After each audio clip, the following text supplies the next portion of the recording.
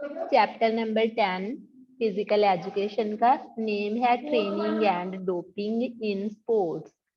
ठीक है, तो इस चैप्टर को शुरू करते हैं। सबसे पहले स्पोर्ट्स ट्रेनिंग के बारे में स्टडी करेंगे कि उसका क्या मीनिंग है, क्या कॉन्सेप्ट है।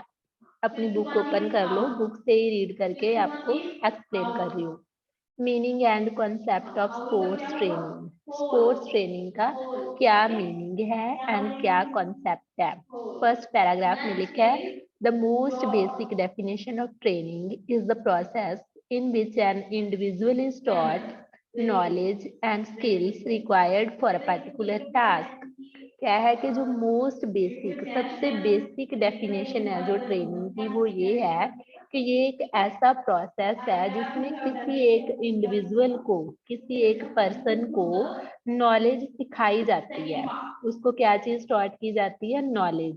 एंड साथ के साथ उसको स्किल्स भी, जो भी स्किल्स उस पार्टिकुलर काम को करने के लिए, किसी भी काम को करने के लिए, जैसे सपोज कर लो हमें ऑनलाइन क्लास लगानी है, तो उसकी क्या है? ट्रेनिंग। एक तरह से उसके लिए स्किल्स क्या क्या चाहिए, हमें क्या क्या चीजें हमें पता होनी चाहिए कि हाँ हमें जूम इंस्टॉल करना है, उसको किस तरह से हमें लॉग इन आईडी करनी है, किस तरह से हमें क्लास को रिकॉर्ड करना है, किस तरह से बच्चों को ऐड करना है। ये सारे क्या है ऑनलाइन क्लास लगाने के लिए, उसके लिए ये स्किल्स हैं। किसी एक पार्टिकुलर काम को करने के लिए जो जो स्किल्स हमें चाहिए और जो जो नॉलेज हमें चाहिए, उस नॉलेज को सिखाने के काम को, प्रोसेस को हम क्या बोलते हैं?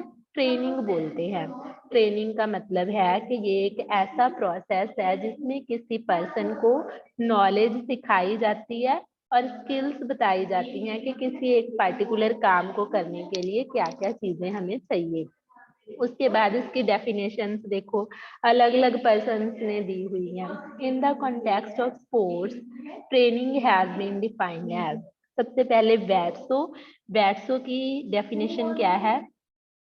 a planned and controlled process in which, for achieving a goal, changes in complex sports, motor performance, ability to act and behavior are made through measures of content, methods and organization। कहता ये क्या है? एक planned and controlled process है जिसमें किसी गोल को achieve करने के लिए, किसी स्पोर्ट्स मोटर परफॉर्मेंस में जो भी चेंजेस हमें चाहिए, या किसी काम को करने के लिए कौन कौन सी एबिलिटी हमारे अंदर होनी चाहिए, कौन सा बिहेवियर हमारे अंदर होना चाहिए, कौन से मेथड्स होने चाहिए और कौन सी ऑर्गेनाइजेशंस होनी चाहिए, वो सारा प्लान्ड एंड कंट्रोल्ड प्रोसेस जो होता है उसको हम क्या बोलते हैं? ट्रेनिंग बोलते हैं। सेकंड डेफिनेशन है हैरे। हैरे ने क्या बोला? A training based on scientific knowledge and a pedagogical process of sports perfection which through systematic effect on psychophysical performance ability and performance readiness aims at leading the sportsman to top level of performance। तो उसने क्या बोला कि training जो है वो किसी भी पर्सन की साइंटिफिक नॉलेज के ऊपर बेस्ड होती है, और ये एक पेडागोजिकल प्रोसेस है जो एक सिस्टमेटिकली, मतलब किसी भी पर्सन को किसी एक पार्टिकुलर टास्क के लिए तैयार करने के लिए हमें सिस्टमेटिक नॉलेज देनी है उसको। साइंटिफिक नॉलेज का मतलब है step by step, first step to last step, जो जो स्टेप किसी कोई भी गेम के लिए ही लगा लो, जैसे जो ट्रेनिंग है हमें स्टेप वाइज दी जाती है उस गेम में परफेक्ट बनाने के लिए, तो हमारे पास क्या होनी चाहिए? साइंटिफिक नॉलेज होनी चाहिए ताकि sportsman top level of performance तक पहुंच पाए। उसके बाद है it is therefore the process through which the athletes overall physiological efficiency is maximized in a specific sports discipline and its accompanying rules and limitations. This is accomplished by introducing the athletes to and develop their expertise at। तो क्या है? Therefore जो training है वो एक ऐसा process है जिसमें एथलीट का फिजियोलॉजिकल एफिशिएंसी, मतलब फिजिकली वो कितना वर्क कर सकता है, वो कितना कैपेबल है, और उसका स्पोर्ट्स में जो डिसिप्लिन वाइज काम करने का जो वे है वो कितना, मैक्सिमम एफिशिएंसी उसकी कितनी है, वो रूल्स और लिमिटेशंस को अपने साथ लेकर चल रहा है। ठीक है, तो इस तरह से एथलीट्स के लिए एथलीट्स को एक्सपर्ट बनाया जाता है। किस तरह से, कौन कौन से स्टेप्स है। फर्स्ट क्या है, फिजिकल कंपोनेंट। उनका जो फिजिकल कंपोनेंट है वो उनको किस चीज में हेल्प करता है। फर्स्ट पार्ट क्या है, फिजिकल पार्ट है which focus on motor abilities. Motor मतलब मूवमेंट वाली, ठीक है, कि जिसमें उसकी स्पीड की एबिलिटी, कितनी फोर्स है किसी पर्सन के पास, कितना एंड्योरेंस है, कितना वो टॉलरेट कर सकता है, कितनी कोऑर्डिनेटिव एबिलिटी है अपने बाकी के प्लेयर्स के साथ, किस तरह से वो बिहेवियर है उसका, किस तरह से उसका उनके साथ कोऑर्डिनेशन है, एंड फ्लेक्सिबिलिटी, उसकी बॉडी कितनी फ्लेक्सिबल है। ये सारी चीजें फिजिकल कंपोनेंट में आती हैं कि पर्सन की फिजिकली उसकी टॉलरेट करने की क्या, कितनी को टॉलरेट कर सकता है वो, कैसे कोऑर्डिनेट करता है दूसरों के साथ, उसका बिहेवियर कैसा है, और उसके पास फोर्स, अमाउंट ऑफ फोर्स कितना है, उसकी स्पीड कितनी है, और उसकी बॉडी कितनी फ्लेक्सिबल है या फिर कम फ्लेक्सिबल है। ये सारे क्या है, फिजिकल कंपोनेंट है। सेकंड क्या है, टेक्निकल कंपोनेंट। टेक्निकल कंपोनेंट कौन सा है, which build up technical skills such as blocking, running and bowling। अब बाउलिंग करने का क्या है, एक टेक्निक है, एक वे है ना। किसी को ब्लॉक करने का भी एक वे है, रनिंग करने का भी एक क्या है, मेथड है, एक टेक्निक है। कुछ लोग हैं, कुछ लोग होते हैं कि उनके पास टेक्निक नहीं है, स्टेमिना बहुत ज्यादा है, लेकिन फिर भी वो रनिंग में जीत नहीं सकते। तो क्यों, बिकॉज उनके पास टेक्निक ही नहीं है। हर एक गेम को खेलने के लिए, हर एक टास्क को कंप्लीट करने के लिए एक बेस्ट टेक्निक का होना भी जरूरी है। तो उसकी टेक्निकल स्किल्स है सेकंड वाली, जिसमें क्या आता है कि उसके पास टेक्निक है काम को करने की प्रॉपर या फिर नहीं। कुछ लोग हैं, कोई भी पर्टिकुलर टास्क या फिर गेम लगा लो या कुछ और उसको बहुत ज्यादा टाइम में करते हैं। क्यों, बिकॉज उनके पास प्रॉपर टेक्निक ही नहीं है। तो किसी भी पर्टिकुलर टास्क को परफॉर्म करने के लिए अगर हमने ट्रेनिंग ली है तो हम उसको कम से कम समय में करेंगे। क्यों, बिकॉज हमारे पास उसकी क्या है, बेस्टेस्ट टेक्निक है कि उसको कम से कम समय में कैसे करना है। अब थर्ड है टैक्टिकल कंपोनेंट। टैक्टिकल कंपोनेंट में कौन सा आएगा, which teaches the athletes to strategize and plan their moves। जिसमें क्या है, किसी एथलीट को एक स्ट्रेटेजी दी जाती है, एक प्लान दिया जाता है कि उसको कौन सी मूव किस टाइम पे करनी है। ठीक है, टैक्टिकल में आएगा कि उसको टैक्स सिखाए जाते हैं, उसको स्ट्रेटेजी दी जाती है, उसको प्लान दिया जाता है एक तरह का, जिसको फॉलो करके वो अपने मूव को करता है और अपनी best performance, top level of performance तक पहुंच जाता है। फोर्थ क्या है, साइकोलॉजिकल कंपोनेंट।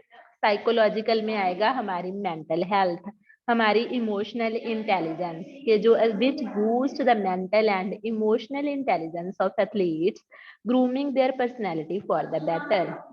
कोई भी पर्सन जितना मेंटली और इमोशनली स्ट्रांग होगा उतना उसका ब्रेन बेटर फंक्शन करेगा, उतना वो इंटेलिजेंटली काम करेगा, और इससे उसकी पर्सनैलिटी क्या है, और ज्यादा ग्रूम होगी और ज्यादा इम्प्रूव होगी। तो ये सारे 4 कंपोनेंट्स हैं जो किसी भी एथलीट को एक्सपर्ट करने के लिए किसी गेम में उसके लिए जरूरी है, उसको टॉप लेवल ऑफ परफॉर्मेंस तक रीच करने के लिए। ये सारे क्या हैं, ट्रेनिंग के कंपोनेंट्स हैं। सबसे फर्स्ट था फिजिकल कंपोनेंट, जिसमें उसकी बॉडी की एबिलिटीज आ जाती हैं, स्पीड की एबिलिटी, फोर्स की एबिलिटी, कोऑर्डिनेशन की एबिलिटी, फ्लेक्सिबिलिटी की एबिलिटी। सेकंड था टेक्निकल कंपोनेंट, जिसमें उसको गेम को खेलने के लिए या कोई भी पर्टिकुलर टास्क करने के लिए उसकी टेक्निक की बात करते हैं, जिसमें कि उसके पास टेक्निक है या नहीं।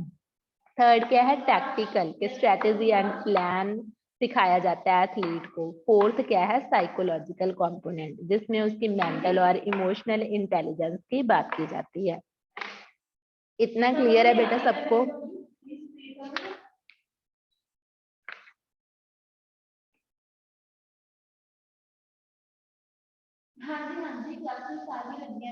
यहाँ तक क्लियर है बेटा? Please tell me. Yes ma'am. ठीक है, उसके बाद देखो, उसके बाद लिखा है sports training is just one of the many branches in the preparation of athletes. Sports training क्या है, जो भी एथलीट्स को प्रेपरेशन के लिए चाहिए उनमें से एक इम्पॉर्टेंट ब्रांच है। ठीक है, ये इम्पोर्टेंट पार्ट है प्रेपरेशन में एथलीट्स को प्रिपेयर करने के लिए स्पोर्ट्स की ट्रेनिंग का होना। It alone can not suffice to make winners out of the individuals. लेकिन ये अकेली ट्रेनिंग ही सफिशिएंट नहीं है कि विनर बन जाए कोई भी individual, and is therefore carried out hand in hand with other aspects like special rehabilitation treatment, assessment and review of performance capacity, exposure to competition, special nutrition। कि हाँ कि स्पोर्ट्स ट्रेनिंग जो है वो बहुत ज़्यादा इम्पोर्टेंट पार्ट है athletes की प्रेपरेशन के लिए, पर ये सफिशेंट नहीं है किसी को विनर बनाने के लिए। इसके बिना और भी बहुत सारी चीज़ें ज़रूरी हैं, जैसे कि परफॉर्मेंस की कैपेसिटी का होना और कंपटीशन का पता होना कि किस तरह से हमें compete करना है दूसरे पर्सन के साथ, और स्पेशल न्यूट्रिशन का होना कि हमारा जो फूड है, जो हम डाइट लेते हैं, वो भी जरूरी है। बाकी के और भी बहुत सारे पार्ट्स हैं। उसके बाद नेक्स्ट है principles of sports training. Sports training के क्या क्या प्रिंसिपल हैं? To achieve a higher performance, a sports person not only requires successful training practice but other knowledge of various subdisciplines such as findings of sports medicine, sports biomechanics, exercise physiology, sports psychology, etc. The principles of sports training serve as guidelines for applying the above knowledge into practice by coaches and sports persons. The following are some different principles of sports training. तो किसी भी एक particular game की अगर हम तैयारी कर रहे हैं तो उसकी हायर परफॉर्मेंस अचीव करने के लिए स्पोर्ट्स पर्सन को सिर्फ ट्रेनिंग प्रैक्टिस की ही नहीं जरूरत, हाँ ट्रेनिंग प्रैक्टिस की जरूरत है, लेकिन उसके बिना sports medicine, sports mechanics, exercise, sports psychology, ये सारी चीजें भी स्पोर्ट्स ट्रेनिंग के साथ साथ क्या है, नेसेसरी हैं। अब स्पोर्ट्स ट्रेनिंग जो है उसके कुछ प्रिंसिपल्स हैं जिसमें जो कुछ कोचेज और स्पोर्ट्स पर्सन के द्वारा अप्लाई किए जाते हैं और जो ट्रेनिंग देते हैं गेमर्स को, उनको सिखाए जाते हैं। देखो फर्स्ट प्रिंसिपल कौन सा है, प्रिंसिपल ऑफ कॉन्टिन्यूटी।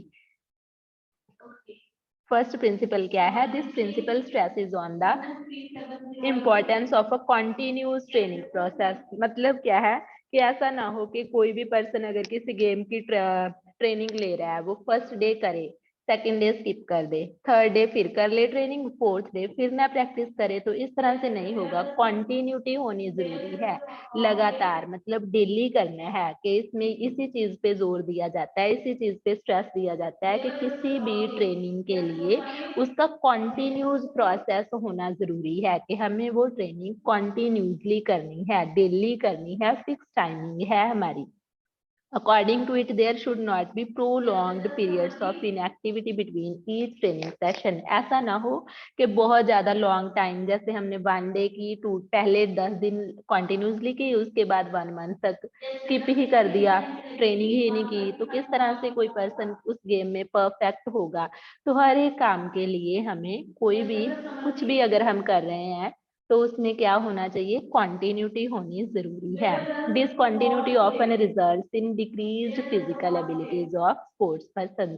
अगर कॉन्टिन्यूटी नहीं होगी तो उससे क्या हो जाएगा, फिजिकल एबिलिटीज डिक्रीज हो जाएंगी स्पोर्ट्स पर्सन की। वो फिजिकली उतने फिट नहीं रहेंगे जितने वो जब तब थे जब वो कॉन्टिन्यूसली कर रहे थे। अगर बीच में डिसकॉन्टिन्यूटी आ गई तो फर्स्ट प्रिंसिपल क्या है, प्रिंसिपल ऑफ कॉन्टिन्यूटी। कॉन्टिन्यूटी का होना क्या है, बहुत ज्यादा जरूरी है।